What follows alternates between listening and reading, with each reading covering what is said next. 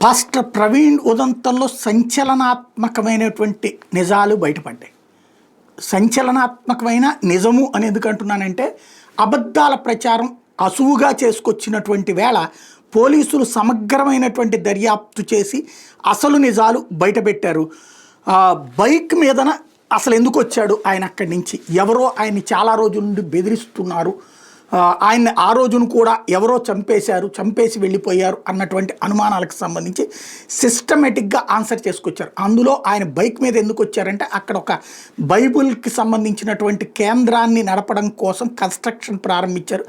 ఆ కన్స్ట్రక్షన్ గురించి ఆయన పదే ఇక్కడికి రావాల్సి వస్తుంది. వచ్చినప్పుడల్లా బైక్ లేకపోవడం వల్ల ఇబ్బంది అవుతుంది కాబట్టి హైదరాబాద్లో ఉన్నటువంటి తన బైక్ని తీసుకొచ్చి అక్కడ పెట్టేసేస్తే ఇక ఆ పైన తను మామూలుగా వెళ్ళిపోయినా, బస్సులో వెళ్ళిపోయినా, విమానంలో వెళ్ళిపోయినా, ఆ తర్వాత వచ్చినప్పుడల్లా కూడా ఆ రూట్లో ఉండొచ్చు అన్నటువంటి ఉద్దేశంతో ఈ విధమైనటువంటి చేసుకొచ్చారు అన్నటువంటిది నెంబర్ 1.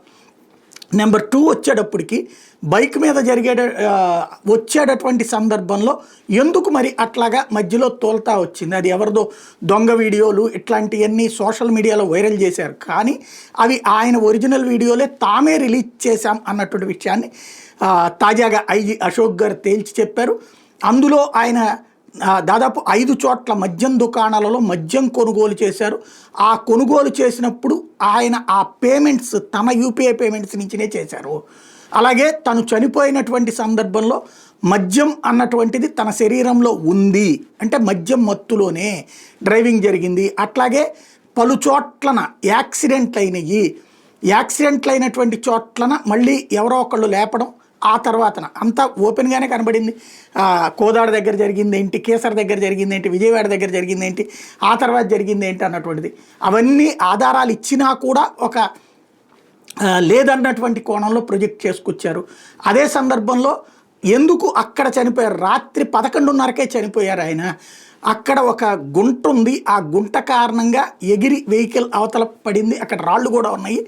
అక్కడ వెహికల్ మనిషి అవతల పడటం, వెహికల్ ఎగిరి తన మీద పడటం అన్నటువంటి జరిగింది. రాత్రి 11:30కే చనిపోయారు అన్నటువంటి విషయాన్ని ఇక్కడ స్పష్టం చేసినటువంటి పరిస్థితి. ఇది ఓవరాల్గా దర్యాప్తులో తేల్చినటువంటి ప్రాథమికమైనటువంటి అంశాలు. ఆయన ఏమన్నారు ఒకసారి విందాం.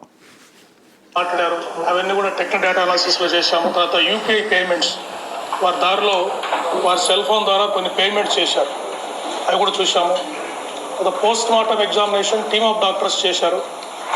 ఈ అనాలిసిస్ ఆఫ్ ఆబ్జెక్ట్స్, బాడీలో ఉండే ఆబ్జెక్ట్స్ అన్ని ఎఫ్ఎస్ఎల్ ఆర్ఎఫ్ఎస్ఎల్ విజయవాడలో ఎగ్జామిన్ చేశారు.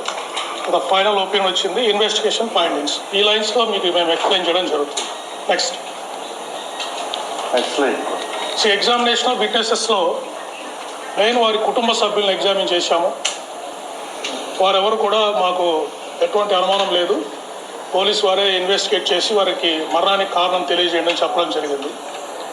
తర్వాత వారు ఒక 6 మందితోటి 24 తారీఖు వారు ప్రయాణం చేసినప్పుడు సెల్ ఫోన్లో 6 మందితో మాట్లాడారు. వారి భార్య, కొంతమంది ఫ్రెండ్స్ తోటి మాట్లాడారు. ఎక్కడ కూడా జనరల్ టాకే చేశారు, ఏది కూడా వేరే విషయాలు ఏమీ మాట్లాడలేదు. తర్వాత వారు 1 month 2 months అంటే ఇది ప్రధానంగా ఈ ముఖ్య ఎందుకు చెప్పారంటే, కొన్ని ఫోన్స్ వచ్చినాయి, ఆయన ఫోన్ కాల్స్ చూడండి, ఆయన యూపీఐ పేమెంట్స్ చూడండి అని చెప్పారు కదా. యూపీఐ పేమెంట్స్ చేసింది ఆయన మద్యం దుకాణాల్లో చేశారన్నటువంటిది తేలింది. అదే సందర్భం ఆయన ఏదో బెదిరించి యూపీఐ పేమెంట్ చేయించుకున్నారన్నటువంటిది అబద్ధమని తేలింది. అట్లాగే ఆయనకి ఎవరో బెదిరింపు కాల్స్ అన్నటువంటిది కూడా అబద్ధమని తేలింది. వాళ్ళందరితో మాట్లాడితే వాళ్ళు ఎవరెవరైతే మాట్లాడారో రెగ్యులర్ యాక్టివిటీ తప్పించి ఏమీ లేదని తేల్చి చెప్పారన్నది దర్యాప్తులో తేలింది. అట్లాగే శరీరంలో ఉన్నటువంటి ఆ మద్యానికి సంబంధించి కావచ్చు, మిగతాది కావచ్చు, ప్రత్యేక ఎక్స్పర్ట్స్తో డీటెయిల్డ్గా కావాలని మరి విచారణ చేయించారు. ఎందుకంటే ఇన్ని అనుమానాలు రేకెత్తినటువంటి నేపథ్యంలో అన్నది ఆయన చెప్తోంది. కాల్స్ తీసుకొని ఫ్రీక్వెంట్గా ఎవరితో మాట్లాడుతున్నారు అని కూడా వాళ్ళతో కూడా విచారించాం. సో వాళ్ళు కూడా జనరల్గానే చెప్పారు, ఈ రిలీజియస్ మ్యాటర్స్, పర్సనల్ మ్యాటర్సే వాళ్ళు వారితో మాట్లాడినట్టు చెప్పారు. తర్వాత ఐ విట్నెసెస్, ఇప్పుడు జర్నీలో వారు హైదరాబాద్ నుంచి బయలుదేరింది రాజమండ్రి వచ్చేంత వరకు కూడా ఒక పెట్రోల్ బంక్లో పెట్రోల్ పోయించుకున్నారు, కొన్ని షాప్స్ విజిట్ చేశారు. తర్వాత కొన్ని చోట్ల వారికి యాక్సిడెంట్ జరిగాయి. అక్కడ అందరు విట్నెస్లు ఎవరైతే ఉన్నారో విట్నెస్ అందరితోటి మాట్లాడడం జరిగింది. తర్వాత కొంతమంది ఇక్కడ రాజమండ్రిలో కానీ చుట్టుపక్కల ప్రాంతాల్లో ఇది మర్డర్ అని, తర్వాత సస్పీషియస్ డెత్ అని సోషల్ మీడియాలో, టీవీలో ఇంటర్వ్యూస్ ఇచ్చారు. వాళ్ళందరికీ నోటీసులు సర్వ్ చేసి వాళ్ళందరినీ కూడా ఎగ్జామిన్ చేయడం జరిగింది. బట్ వాళ్ళు ఎవరు కూడా వారు చెప్పిన కారణాలు ఎటువంటి ఎవిడెన్స్ కూడా ఇవ్వలేకపోయారు. కొంత లోకల్ విట్నెసెస్ని ఇక్కడ ఎగ్జామిన్ చేశాము. డ్రైవర్స్ ఎవరైతే ఆ 4-6 వెహికల్స్ వారి మోటార్ సైకిల్తో పాటు ప్రయాణం చేసాయో ఆ డ్రైవర్స్ అందరినీ కూడా మాట్లాడారు. Right, next. సో వాస్తవంగా ఇదేంటంటే ఆషామాషి వ్యవహారం కాదు. నిజంగా మామూలుగా అయితే కనుక కాజ్ ఆఫ్ డెత్ అన్నటువంటి పోస్ట్ మార్టం రిపోర్ట్ చూసేసి కేసు క్లోజ్ చేసేసేటటువంటి వ్యవహారం. కానీ ఇక్కడ ఇంత పెద్ద సందేహాలు, ఆరోపణలు, ప్రత్యారోపణలు, సోషల్ మీడియాలో మేమే చంపామని వాడు ఎవడో ఒక ఎదవ మాట్లాడటం, వాడు హిందువులని చెప్పేసి చెప్పుకోవడం, వాళ్ళంటి తీసుకెళ్ళి ఇప్పుడు శిక్షించాలి ఇట్లాంటి వ్యవహారాల్లో. ఇట్లాగ జరుగుతాయి అని చెప్పేటటువంటి అట్లాంటి దరిద్రులతోనే ఇక్కడ సమస్య వస్తుంది. అది ఒక ఎత్తు. రెండోది వచ్చేటప్పటికి ఇటు పక్కన ఈ వ్యవహారాల్లో చంపేశారు అన్నటువంటి ఆరోపణలు చేసిన వాళ్ళు వేగ్గా ఎయ్యయ్యో దొంగ కారణాలు చూపెట్టినటువంటి సందర్భంలో వాళ్ళందరినీ కూడా డీటెయిల్డ్గా దాదాపుగా రోజుల తరబడి వందల మంది పోలీస్ సిబ్బంది పనిచేశారు. ప్రతి ఒక్కటి సీసీటీవీ ఫుటేజీ, దారిలో వాళ్ళతో మాట్లాడటం, ఆ సిబ్బందితో మాట్లాడడం, అక్కడ ఉన్నటువంటి టోల్గేట్ దగ్గర సిబ్బంది దగ్గర కావచ్చు, అట్లాగే మద్యం దుకాణాల దగ్గర సిబ్బంది కావచ్చు, టీ స్టాల్ దగ్గర సిబ్బంది కావచ్చు, మధ్యలో కానిస్టేబుల్ దగ్గర కావచ్చు, మధ్యలో జరిగిన ప్రతి ఒక్కరితో ఈవెన్ ఆ వెహికల్స్ను పట్టుకుని ఆ వెహికల్స్ వాళ్ళతో మాట్లాడడం అంటే ఆషామాషి కాదు. ఆంధ్రప్రదేశ్ చరిత్రలో ఇంత డీటెయిల్డ్ ఇన్వెస్టిగేషన్ ఏది జరగలేదేమో. ఈ ఐ విట్నెసెస్ అంటే ఓరల్ ఎవిడెన్స్ వాటి ఫైండింగ్స్ ఏంటంటే ఈ శ్రీ ప్రవీణ్ పగడాల గారు వారు is a Christian teacher and motivational speaker. వారు హైదరాబాద్లో మేరేడు మట్ట దగ్గర నివసిస్తారు. ప్రవీణ్ పగడాల గారు మార్నింగ్ 11 o'clockకి బైక్లో రాజమండ్రికి బయలుదేరారు. పర్పస్ ఏంటంటే రాజమండ్రి దగ్గర నామవరం అనే గ్రామం దగ్గర ఒక బైబిల్ కాలేజీ వారు కన్స్ట్రక్షన్ చేస్తున్నారు. ఈ వర్షాన్ని మనకు భయ ఆకాశాన్ని లోకల్గా ఎవరైతే ఆ స్థలాన్ని ఎంపిక చేయడానికి హెల్ప్ చేశారు, రిజిస్ట్రేషన్కి హెల్ప్ చేశారో వారు, అక్కడ అడపాక జాన్ అని చెప్పేసి ఒక వెల్డర్, ఆ రోజు వారు వచ్చి అక్కడ వెల్డింగ్ పనులు అక్కడ కొన్ని స్టార్ట్ చేద్దామని వాళ్ళు ప్లాన్ చేశారు ప్రవీణ్ గారు. సో వారిద్దరు కూడా ఆ వర్షాన్ని మాకు సపోర్ట్ చేశారు. తర్వాత ఎందుకు బైక్లో వచ్చారు అంటే బైక్లో ఇక్కడికి వచ్చి రాజమండ్రి ఫ్యూచర్లో వారు ఇక్కడే ఉండి ఈ బైబిల్ కాలేజ్ కన్స్ట్రక్షన్ అంతా చేయాలనే ప్లాన్లో ఉన్నారు. కాబట్టి వారు ఫ్రీక్వెంట్గా ఇక్కడికి వచ్చినప్పుడు వారికి వెహికల్ అవసరం అవుతుంది.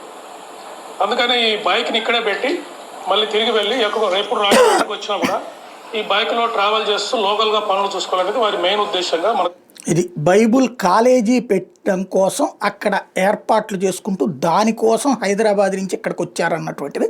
ఎందుకు వచ్చారు, ఆయన ఎప్పుడూ లేని ఎప్పుడు బైక్ మీద రాని వ్యక్తి బైక్ మీద ఎందుకు వచ్చారనే అపనమ్మకాలు సృష్టించే ప్రయత్నానికి సమాధానం అది. రాజమండ్రికి వారు వస్తున్నారనే విషయము వారి కుటుంబ సభ్యులకి ఈ ఆకాష్కి జానకి తప్ప ఇంకెవరికి తెలియదు. లోకల్గా వారు ఎవరికి కూడా ఇన్ఫార్మ్ చేయలేదు ఆ రోజు. ఇది కూడా ఎవరికో తెలుసు, అందుకని నేను పకడ్బందీగా ప్లాన్ చేసి అక్కడ చంపేశారన్న దానికి అసలు ఎవరికీ తెలియదు. వాళ్ళ భార్యకి ఆ ఆకాశ్ వాళ్ళకి ఏదైతే ఆ కాలేజీ నిర్మాణం చేయబోతున్నటువంటి వాళ్ళకి తప్పించి అన్నటువంటి విషయం తేల్చి చెప్తున్నారు. తర్వాత ఎవరైతే సోషల్ మీడియాలో పోస్టులు పెట్టారో, టీవీలో ఇంటర్వ్యూలు ఇచ్చారో, మాకు అనుమానం ఉంది అది ఇది అని చెప్పేసి ఎవరు కూడా ఎటువంటి ఎవిడెన్స్, దాదాపు 10 రోజులు వాళ్ళకి టైం ఇచ్చాము ఈ ల్యాబ్స్ వచ్చే లోపల, ఎవరు కూడా ఎటువంటి ఎవిడెన్స్ కూడా మాకు ఇవ్వలేకపోయారు. అది జనాల దగ్గర ఎవిడెన్స్లు చెప్తారు, సోషల్ మీడియాలో నమ్మేటట్టు మోసం చేసేటట్టు. పోలీసులు అడిగినప్పుడు ఆ ఎవిడెన్స్ ఇవ్వచ్చు కదా, అది ఎవరో ఏదో విదేశీయుడో లేకపోతే ఇంకొకళ్ళ మొహమో పెట్టినటువంటి, లేకపోతే కనుక అక్కడ జరిగినటువంటిది ఎవరో చూసేసామన్నటువంటి తరహాలో మాట్లాడినటువంటి వాళ్ళందరూ పోలీసుల దగ్గరికి వెళ్ళి ఇవ్వచ్చు కదా. అంటే జనంలో అసాంఘిక శక్తుల్లాగా తయారయ్యి రాష్ట్రంలో అల్లకల్లోలం సృష్టించడానికి నాటకం ఆడారు వీళ్ళు అన్నటువంటి విషయం ఇప్పుడు దీన్ని బట్టి అర్థమవుతుంది. వారు చేసిన అలిగేషన్స్. నెక్స్ట్ తర్వాత వారు దారిలో వస్తున్నప్పుడు వైన్ షాప్స్ కూడా వెళ్ళారు. హైదరాబాద్లో, తర్వాత కోదాడ దగ్గర, తర్వాత ఏలూరు దగ్గర. అక్కడ కూడా వైన్ షాప్ ఎంప్లాయీస్ కూడా మేము ఎగ్జామిన్ చేశాము. అక్కడ యూపీఐ పేమెంట్స్ చేశారు వారు. ఆ పేమెంట్ చేసిన ట్రాన్సాక్షన్స్ కూడా మేము కన్ఫర్మ్ చేసుకుని అక్కడ విట్నెస్తో కూడా మాట్లాడాము. అది మద్యం దుకాణాలకు వెళ్ళారు, ఆయన తాగరు అని చెప్పేటటువంటి దానికి సంబంధమే లేదు. ఆయన తాగుతారు అనడానికి సాక్ష్యం మద్యం దుకాణాలకు వెళ్ళి తనే సొంతడు. ఇప్పుడు మళ్ళీ ఎవరో సోషల్ మీడియాలో కొన్ని పోస్ట్ పెడతారు, అబ్బాయి ఆయన కోసం కొనలేదట, ఆయన తాగడం కోసం కొనలేదంట అన్నటువంటిది. మరి ఎందుకు ఇట్లా అవుతారు అనేది అక్కడ ఈవెన్ బాడీలో ఆ ఫోరెన్సిక్లో అది తేలింది అన్నటువంటి విషయం కూడా స్పష్టమవుతున్నా సరే ఇంకా అబద్ధాలు చెప్పేటటువంటి వాళ్ళు తప్పుడు ప్రచారాలు చేసేవాళ్ళు ఉన్నారు. దారిలో వారు 3 సార్లు వారికి యాక్సిడెంట్ అయింది రాజమండ్రి వచ్చే లోపల. ఒకటి వెంకట సాయి ఫుడ్ ప్లాజా చీలకల్ల దగ్గర ఒకసారి మోటార్ సైకిల్ నుంచి పడిపోయారు. అక్కడ ఒక లారీ వెనక పడుతూ వెళ్తూ వారు పడిపోయారు. అక్కడ నాలుగవ యాక్సిడెంట్, మేజర్ యాక్సిడెంట్స్ మిస్ అయ్యారు. ఒక ఆర్టీసీ బస్ కూడా వారిని గుద్దబోయి పక్కకి వెళ్ళిపోయింది. సో అక్కడ ఎవరైతే స్టాఫ్ ఆఫ్ ఫుడ్ ప్లాజా ఉన్నారో వాళ్ళంతా వచ్చి వారిని హెల్ప్ చేసి మోటార్ సైకిల్ నిలబెట్టి పంపించారు. వాళ్ళందరూ కూడా ఈ ఇన్సిడెంట్ని కన్ఫర్మ్ చేశారు. కీసరా టోల్ ప్లాజా దగ్గర కూడా వారు చాలా వేగంగా వస్తూ అక్కడ ఒక బంకుని గుద్ది పడిపోయారు. అప్పుడు అక్కడ ఉన్న అంబులెన్స్ స్టాఫ్, మెడికల్ స్టాఫ్ వెళ్ళి వారితో మాట్లాడి వారికి ఏమైనా ఫస్ట్ ఎయిడ్ కావాలని విచారించి వారితో మాట్లాడిన తర్వాత వారు నాకు అవసరం అని చెప్పేసి అక్కడి నుంచి బయలుదేరారు. సో ఇది చిలకల్లు దగ్గర, కేసర దగ్గర, బెజవాడ దగ్గర 3 సార్లు పడిపోయారు. దానికి సాక్ష్యాలు కూడా అక్కడ వాళ్ళే చెప్పుకొచ్చారు. అక్కడ ఫుడ్ ప్లాజా వాళ్ళు, తర్వాత ఇక్కడేమో ఏది అంబులెన్స్ వాళ్ళు, తర్వాతనేమో అక్కడ టీ స్టాల్ దగ్గర ప్లస్ ఒక ఎస్ఐ గారు. అయినా సరే నమ్మము అని చెప్పి అబద్ధాలు ప్రచారం చేసినటువంటి దాని సాక్షిగా ఇప్పుడు ఫైనల్గా అయితే తేలిపోయింది అసలు ఏంటి అన్నటువంటి విషయం అయితే స్పష్టత వచ్చేసింది. దీంట్లో ఇంకా ప్రచారాలు చేస్తారా ఏంటనేది చూడాలి. బయలుదేరారు. ఈవినింగ్